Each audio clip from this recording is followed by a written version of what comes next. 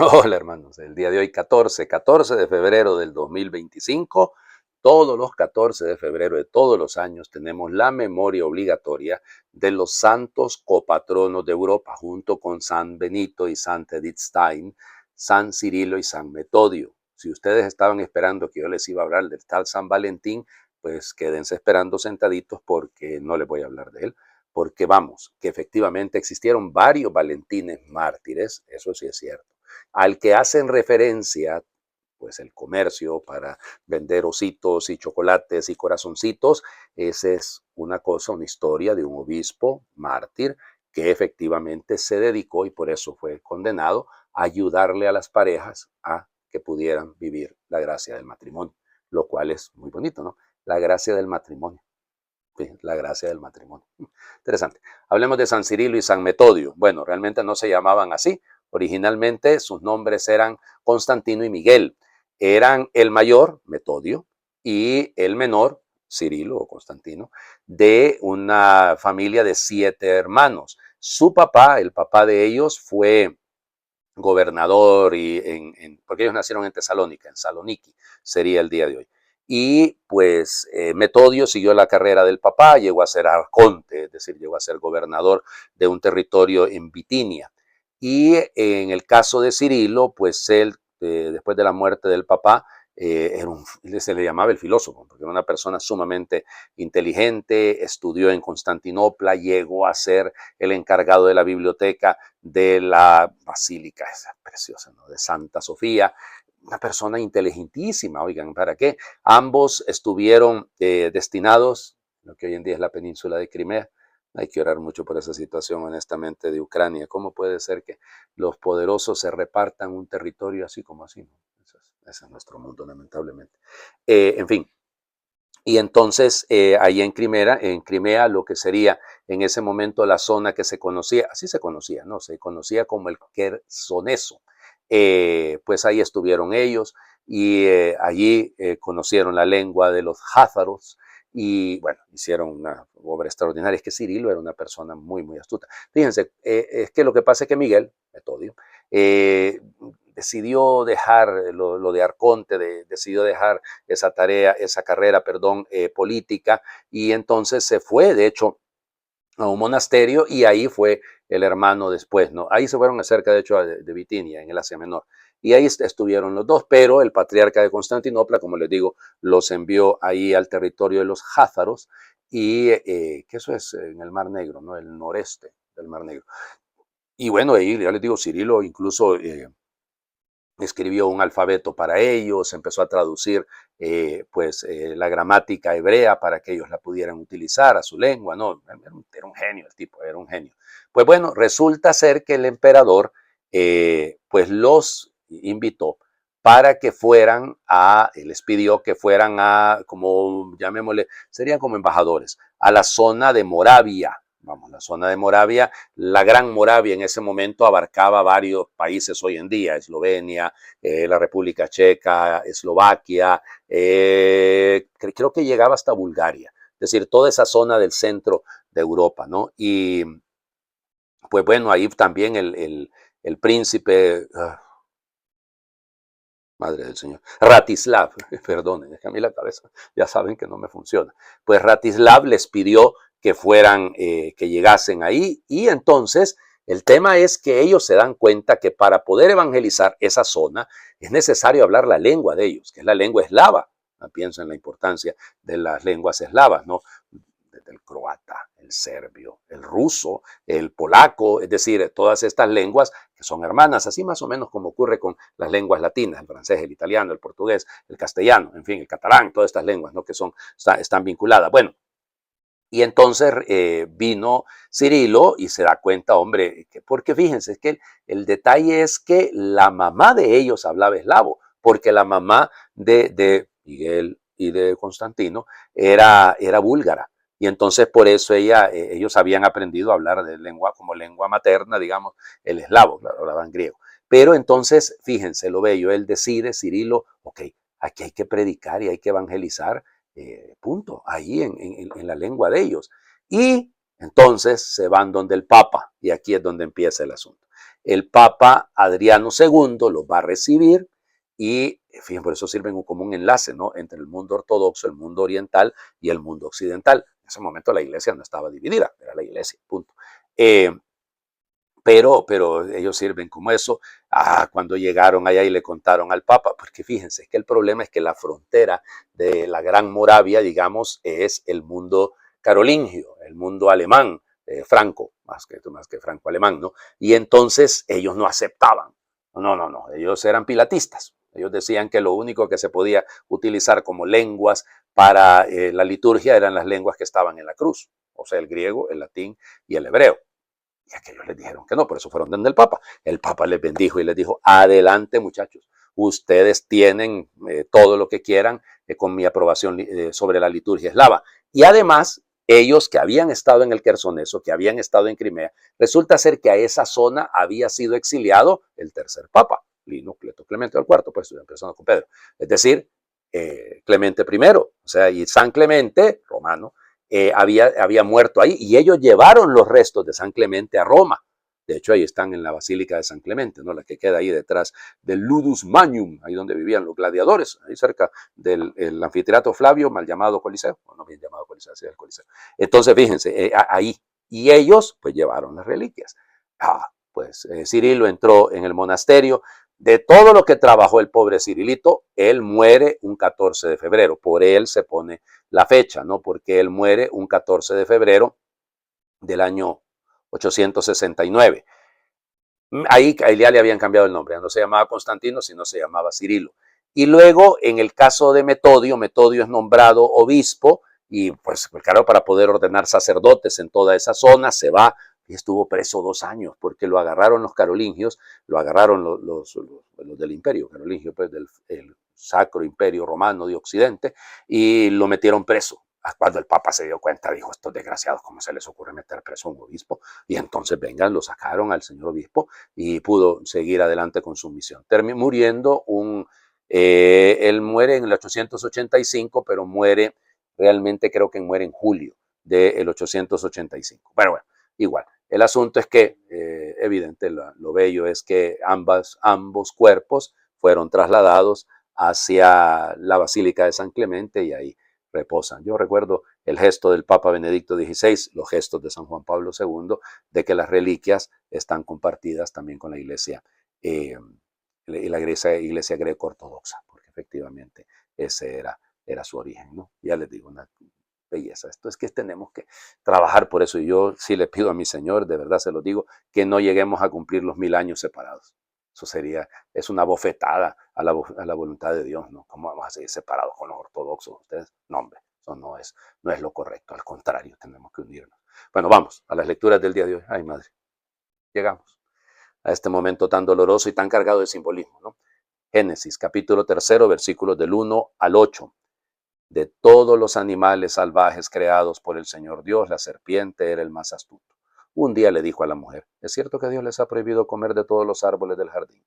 La mujer le respondió a la serpiente, no, sí podemos comer los frutos de los árboles del jardín, pero de los frutos del árbol que está en el centro, Dios nos ha prohibido comer y nos ha dicho que no lo toquemos, porque de lo contrario moriremos.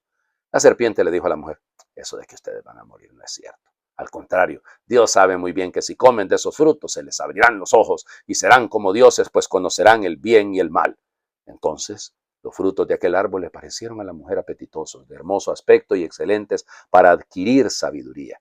Tomó de los frutos y comió, y después le dio a su marido que estaba con ella, y él también comió. Al momento se les abrieron los ojos a los dos y se dieron cuenta de que estaban desnudos. Entrelazaron unas hojas de higuera y se cubrieron con ellas. Oyeron luego los pasos del Señor Dios que se paseaba por el jardín a la hora de la brisa y se ocultaron de su vista entre los árboles del jardín. Palabra de Dios. Te alabamos, Señor. La belleza de este relato, ¿no? Sí, la serpiente en el mundo oriental siempre ha sido el signo, es una contradicción, ¿no? Porque la serpiente es venenosa y para el veneno hay que sacarlo, para el antídoto hay que sacarlo del veneno. Entonces, por eso a veces también se le representa como la serpiente, piensen en el escudo de Esculapio, ¿no? El tema de la medicina. Bueno, igual. El asunto es que esta serpiente, que evidentemente simboliza al diablo, simboliza al mal, llamémosle así, al mal, al maligno, tiene unas características que sigue utilizando, ¿no? Primero, acercarse sigilosamente a la mujer, ¿de acuerdo? Ustedes van a decir, y fíjense, y perdón que lo diga, porque yo sé que va a sonar machista, pero no es machismo, es la imagen que está presentada ahí. Busca al más débil, ¿ya? Porque en la mentalidad hebrea la mujer es la más débil, ¿no? Y entonces busca al más débil. Y entonces a este eslabón más débil, que es la mujer, le miente, porque efectivamente es el gran mentiroso, es el padre de la mentira. Y entonces empieza diciéndole, el mentiroso siempre exagera, ¿no? Es cierto que no pueden comer de ninguno de los árboles. Entonces, claro, y la mujer comete el error, cae en la trampa. Empieza un diálogo, con el mal no se negocia, con el mal no se platica. Pero bueno, y entonces les dice, no, no, podemos comer de todos menos del árbol que está en el centro, porque el Señor nos ha dicho que si lo tocamos moriremos. Mentiras, ahí va la serpiente, no morirán, pues sí se murieron. Ahí está el detalle, sí se murieron. Algunos dicen, padre, pero no murieron. No, inmediatamente no, pero entró la muerte en el mundo por esa desobediencia. O sea que sí murieron. O sea, mientras, podemos especular, ¿no? Yo sé que si mi abuelita no estuviera muerta, estaría viva, pero si ustedes lo piensan, está ahí el problema. Desde el momento en el que ella abrió la puerta al pecado, a la desobediencia, a un gesto de ingratitud frente al amor de Dios que los había colocado, que Él había hecho todo el paraíso, el Edén para ellos. Claro, es un acto de ingratitud, porque todo pecado es un acto de ingratitud. Y entonces, ¿qué ocurre? Entra la muerte, pues. Entra la muerte. Claro, cuarto elemento. Vio que era apetitoso. Madre de Dios, sí, claro, el pecado siempre va a aparecer como más agradable, tiene excelente mercadotecnia, o sea, vende muy bien, o sea, vende muy bien, y eso es lo que nos pasa hoy, que es el Día del Amor y la Amistad. Cómo se vende el amor como que si fuera una cosa bonita, bella, pero reducida, porque muchas veces está reducida a una sexualidad sin reglas morales. Una sexualidad desenfrenada, una sexualidad alocada. Bueno, ahí tiene usted, es apetitoso, es una práctica, como si fuera deporte. No, el amor es otra cosa. Pero en sí, el tema es este, ¿no? Ahí está el fruto, es apetitoso. Y comió, dio de comer al hombre que estaba, al varón que estaba con ella. Algunos me decían, pues padre, claro que tenía que comer a Adán, porque olvídese de, despreciarle a una mujer la comida, eso es el fin del mundo. Era una broma, ¿recuerdan de la broma que hice ayer, no? Bueno, es una broma, pero es interesante, ¿no? Porque el hombre también consciente. El hombre también cae, el varón, él cae, también cae, ya movido de la misma circunstancia. Inmediatamente que se viene el pecado, se les abren los ojos. Y es que andaban cieguitos, pues andaban ahí sin abrir los ojos. Claro que los tenían bien abiertos, pero el problema está en que esa imagen de abrir los ojos son la ventana del alma. Descubrieron su pecado. Si tanto habían hecho de bueno, entonces ¿por qué se tapan? Porque el pecado siempre busca encubrirse, ¿no? Siempre busca taparse, siempre busca, ¿cómo les diría?, esconderse. Y es eso, buscaron unas hojas de higuera para taparse. Se escondieron, escucharon los pasos del Señor que se paseaba. Interesante, este verbo en el hebreo es lindísimo. Es el paseo entendido como el recrearse. O sea, Dios le gustaba, una imagen bella de andar en el jardín, ¿no? Y escucharon los pasos. Interesante, ¿no? Nosotros decimos, no, se escuchan pasos de animal grande cuando decimos que algo grande viene, que algo está por ocurrir. Yo sé que la comparación es muy, muy dura, pero si lo entendemos bien, ¿no? Escuchar los pasos. Mm, Todos sabemos en la conciencia cuando los pasos de Dios están ahí, que se quiere recrear con nosotros, que quiere pasear con nosotros a la hora de la brisa. Claro, está hablando de un ambiente muy caliente, entonces la brisa es el momento para pasearse, ¿no? Es la imagen del aire acondicionado natural, o sea, es la imagen esta bella de pensar en un ambiente idílico, en un ambiente en el que todo va bien, hay una armonía. Esa armonía la rompe el hombre. Porque en el fondo, insisto, el pecado es un acto de ingratitud, es un acto de desobediencia, no es un problema de abrir los ojos, sino de abrir bien los oídos. Mañana lo veremos. El Evangelio. Siguen las curaciones. Marcos capítulo 7, versículos del 31 al 37. En aquel tiempo salió Jesús de la región de Tiro y vino de nuevo por Sidón, al mar de Galilea, atravesando la región de Decápolis. Le llevaron entonces a un hombre sordo y tartamudo y le suplicaban que le impusiera las manos. Él lo apartó a un lado de la gente, le metió los dedos en los oídos y le tocó la lengua con saliva.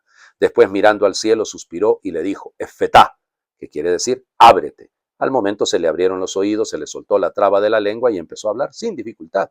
Él les mandó que no lo dijeran a nadie, pero cuanto más se lo mandaba, ellos con más insistencia lo proclamaban, y todos estaban asombrados y decían, qué bien lo hace todo, hace oír a los sordos y hablar a los mudos.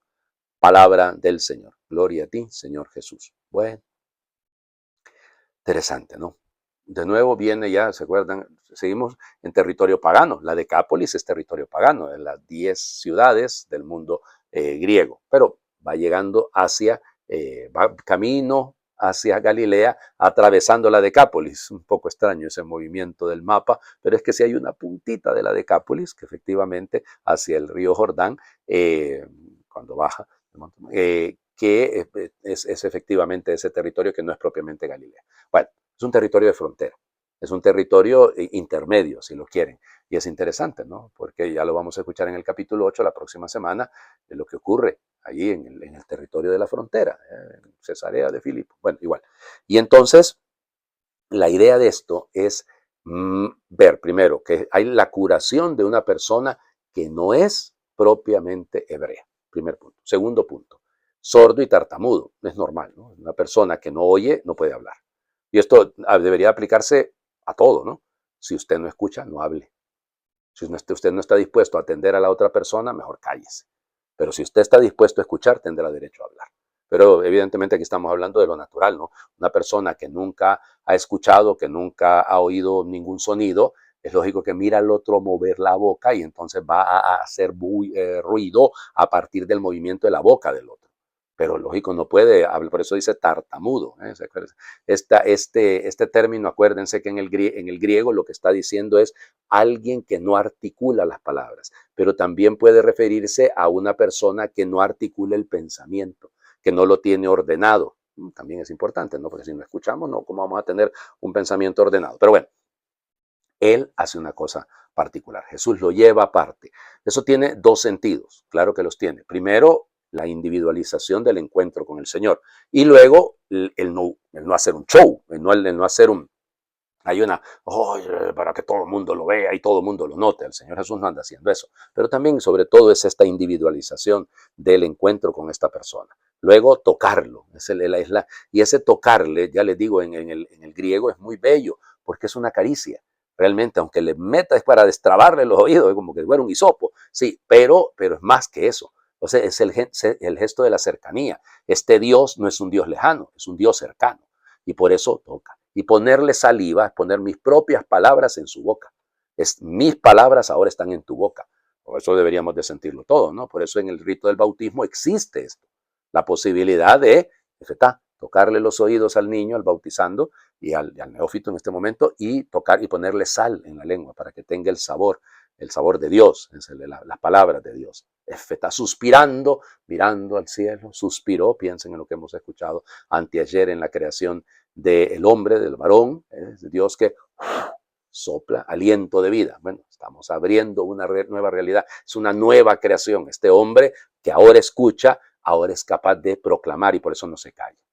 Ay, Señor, por el tiempo, porque ya va pasando mucho tiempo, discúlpenme, hagamos oración. Dios del cielo y de la tierra, me has alimentado con tu palabra y enviado a amar y servir. Un misionero me has llamado a ser, incluso en mi pequeñez y en mi pecado. Me elegiste para cantar el canto de tu amor, el himno de tu misericordia, el himno de tu justicia. Guía mi camino, Señor. Envíame entre las personas que has creado, ya sea en todo el mundo o al otro lado de la calle.